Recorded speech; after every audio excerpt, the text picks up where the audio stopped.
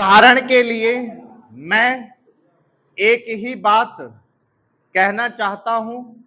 पहले गृह मंत्रालय जब अपनी वार्षिक रिपोर्ट प्रकाशित करता था तब उसमें बतलाया जाता था कि हमारे देश में दुनिया के किस किस देश के कितने नागरिक रह रहे हैं। लेकिन अब शायद जानबूझकर गृह मंत्रालय ने अपनी कमी को छिपाने के लिए इन आंकड़ों को देना बंद कर दिया है। लेकिन फिर भी प्रश्नों के उत्तर में कभी कभी कुछ इस प्रकार के आंकड़े सामने आ जाते हैं। अभी हाल में जब यह पूछा गया कि हमारे देश में पाकिस्तान के कितने नागरिक ऐसे हैं जो पासपोर्ट लेकर रह रहे हैं, तब उत्तर में सरकार ने बतलाया कि इस समय पासपोर्ट के आधार पर भारत में रह रहे पाकिस्तानी नागरिकों की संख्या लगभग 217,000 है।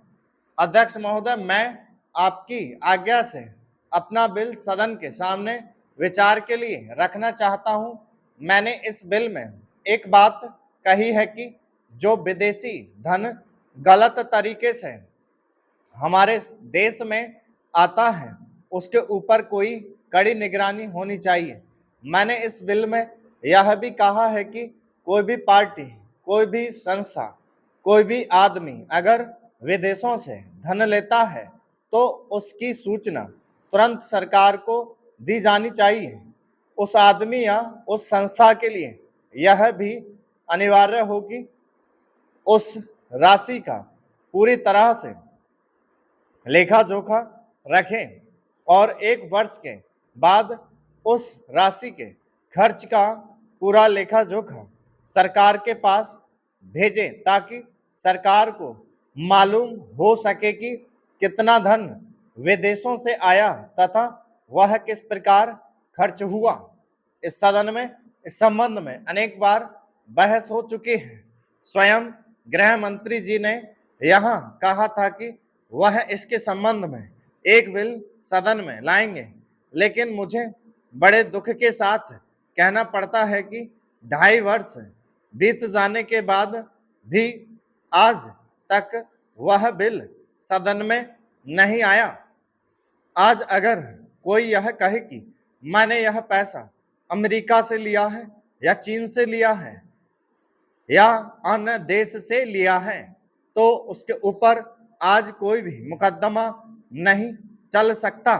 आज हमारे देश में कोई कानून ऐसा नहीं है जो इस चीज पर प्रतिबंध लगा सकता हो। आज 3 बड़े बड़े देश हैं जहां से हमारे देश में पैसा आता है। कुछ पैसा अमेरिका से आता है, कुछ चीन से आता है और कुछ पाकिस्तान से आता है और छुटपुट अन्य देशों से। इस प्रकार का धन हमारे देश में कितना फैला है, अगर इसकी ओर आप ध्यान दें तो एक चिंताजनक स्थिति आपके सामने आकर खड़ी हो जाएगी। अगर इसी तरह से चलता रहा तो हो सकता है कि एक दिन हमारे देश की सुरक्षा, प्रजातंत्र की सुरक्षा खतरे में पड़ जाएगी।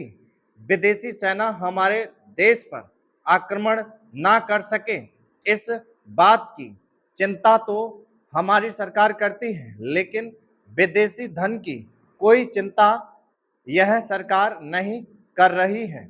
आज चाहे राजनीतिक क्षेत्र हो, सामाजिक क्षेत्र हो, शिक्षा का क्षेत्र हो, चारों तरफ विदेशी धन के जरिए बाहर के लोग हमारा गला घोंटने के लिए तैयार बैठे हैं।